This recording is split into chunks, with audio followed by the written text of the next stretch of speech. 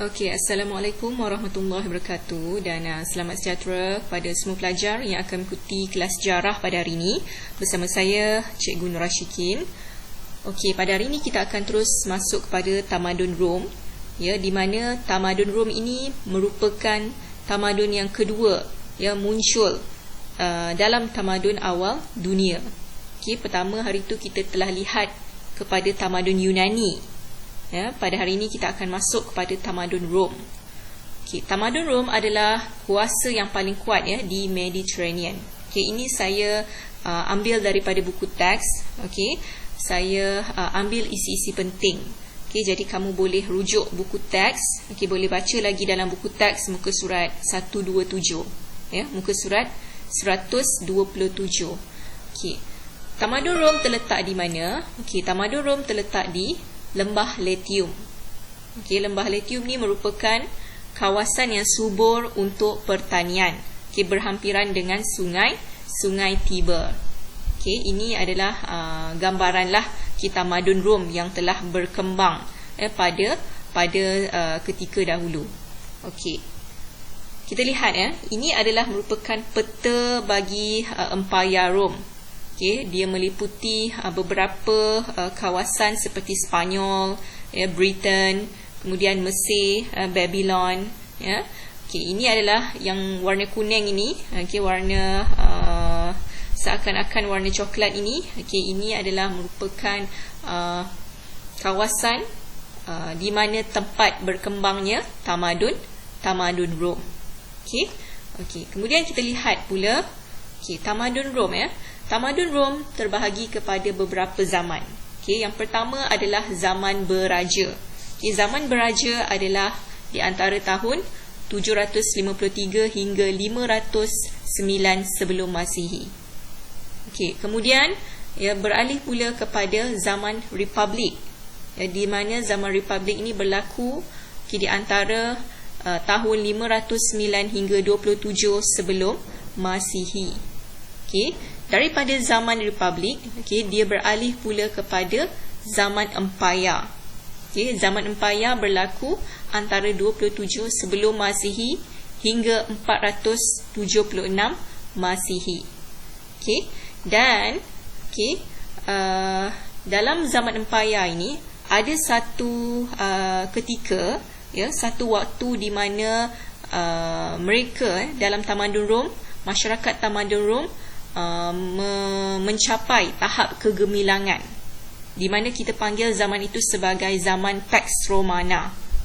Pax Romana. Dalam Pax Romana ini, dia berlaku antara tahun 27 sebelum Masihi hingga 180 Masihi.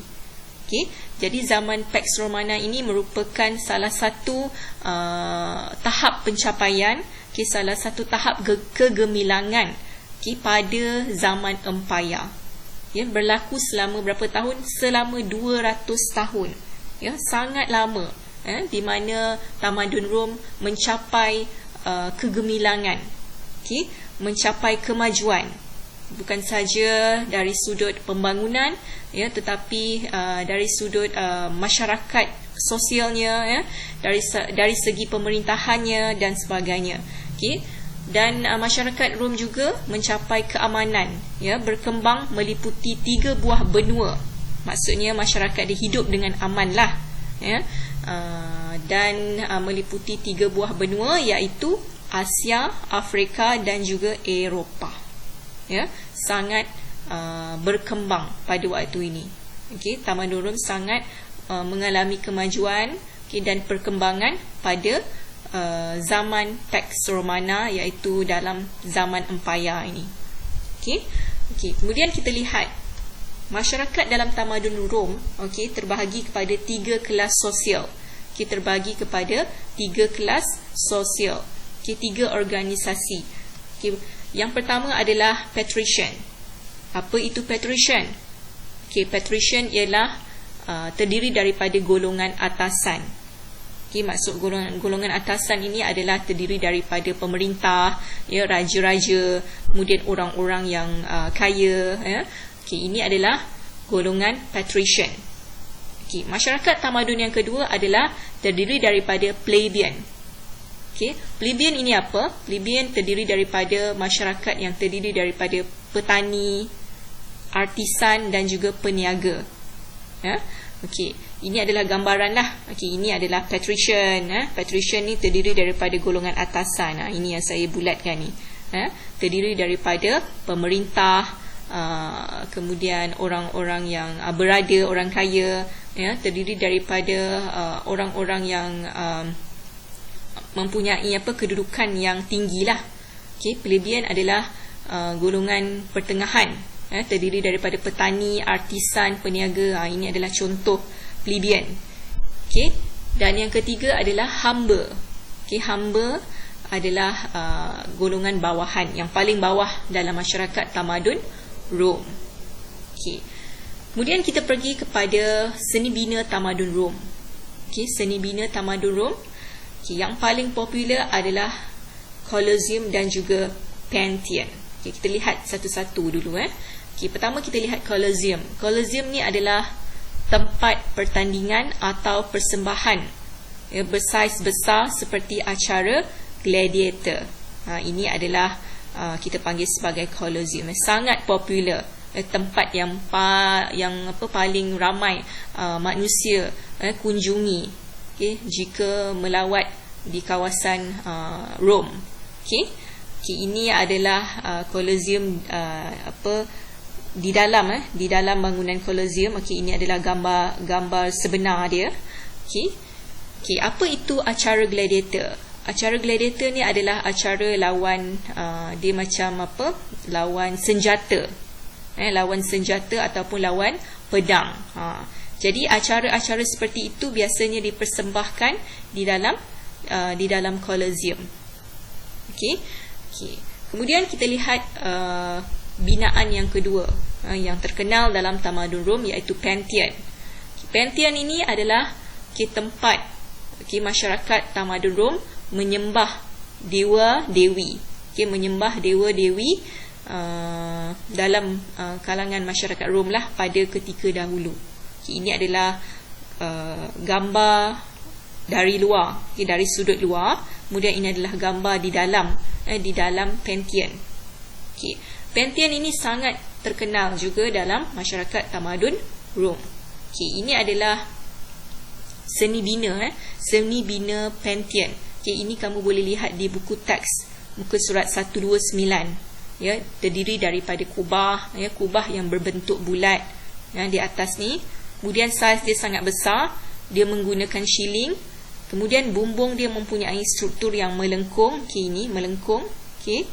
Kemudian dia ada tiang yang mempunyai gaya Yunani, dan dia dibuat daripada batu yang dilepa dengan simen. Ini adalah hiasan dalaman dan juga dia terdiri daripada marmar. Marmar ni seperti tiles. T-I-L-E-S. Kita panggil tiles. Marmar dalam bahasa Inggeris kita panggil sebagai tiles. Ini adalah seni bina yang popular lah, yang sangat terkenal dalam tamadun Rom, iaitu Pantheon. Pantheon. Kemudian kita lihat yang ketiga, seni bina yang ketiga adalah amphitheater. Amphitheater ni adalah sebuah gelanggang mini. Sebuah gelanggang mini macam stadium mini lah, yang digunakan untuk membuat persembahan seni, pertunjukan dan gladiator. Ini adalah amphitheater. Kemudian yang keempat adalah kita panggil sebagai aqueduct. Aqueduct ni adalah tempat untuk membekalkan air. Membekalkan air ke mana? Ke rumah-rumah kediaman dalam masyarakat tamadun Rom lah. Kemudian bukan saja tempat kediaman, tetapi membekalkan air juga di kawasan-kawasan bandar dan sebagainya. Dan seterusnya adalah Jalan Raya Rom. Jalan Raya Rom ini merupakan seni bina juga yang terkenal dalam tamadun Rom, di mana jalan raya dia, kalau kamu lihat, ya, dia terdiri daripada batu-batu besar, ya, yang dibina sangat kukuh lah, yang terbina sangat kukuh.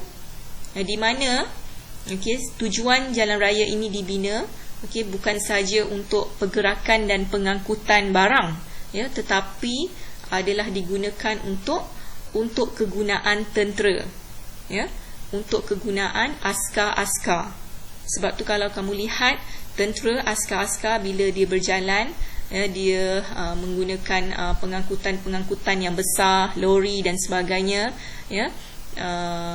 jadi pengangkutan-pengangkutan askar dan tentera itu berat, jadi dia perlu melalui kawasan ataupun jalan raya yang sangat kukuh seperti inilah, yang diperbuat daripada batu besar, batu kecil dan juga batu kerikil. Jadi matlamat utama jalan raya Rom ini adalah untuk kegunaan tentera ataupun askar. Okey. Seterusnya, tembok pertahanan. Tembok pertahanan juga merupakan binaan, seni bina yang popular dalam tamadun Rom. Dia dibina adalah untuk tujuan melindungi masyarakat Rom daripada musuh. Ini adalah tembok pertahanan yang paling popular, iaitu dipanggil sebagai tembok Hadrian. Tembok Hadrian dibina oleh Maharaja Hadrian pada tahun 122 Masihi. Jadi tembok pertahanan ini sangat berguna untuk melindungi masyarakat Rom daripada serangan musuh. Tinggi tembok ini adalah 5 meter. Tinggi tembok ini adalah 5 meter. Lebih tinggi daripada kamu, lebih tinggi daripada kita. Jadi tembok ini juga sangat panjang, sangat panjang, lebih daripada 1 kilometer. Kemudian kita lihat yang terakhir, seni bina yang terakhir dalam tamadun Rom adalah tempat mandi awam. Tempat mandi awam. Dia dilengkapi dengan pelbagai kemudahan termasuk tandas, ruang mandi, ruang untuk mengurut, perpustakaan, bilik berehat dan bersenam. Jadi masyarakat dalam tamadun Rom ni, mereka sangat mementingkan kebersihan. Mereka sangat mementingkan kesihatan. Sebab itulah maharaja mereka membina tempat mandi awam untuk tujuan masyarakat awam ataupun orang ramai mandi di kawasan ini supaya mereka jaga kebersihan, jaga kesihatan. Jadi tempat mandi awam yang paling terkenal adalah dikenali sebagai Karakala. Karakala yang didirikan oleh Maharaja Karakala. Ini adalah tempat mandi awam masyarakat Rom pada satu ketika dahulu. Jadi untuk tamadun Rom, untuk tamadun Rom habis setakat ini. Berkaitan dengan seni bina tamadun Rom, kemudian berkaitan dengan masyarakat tamadun Rom dan juga zaman-zaman yang berlaku dalam tamadun Rom. Jadi saya harap untuk penerangan tamadun Rom ini kamu faham, dan kamu nanti boleh buat sedikit latihan yang saya sediakan dalam Google Form. Untuk hari ini sekian. Assalamualaikum warahmatullahi wabarakatuh dan selamat sejahtera.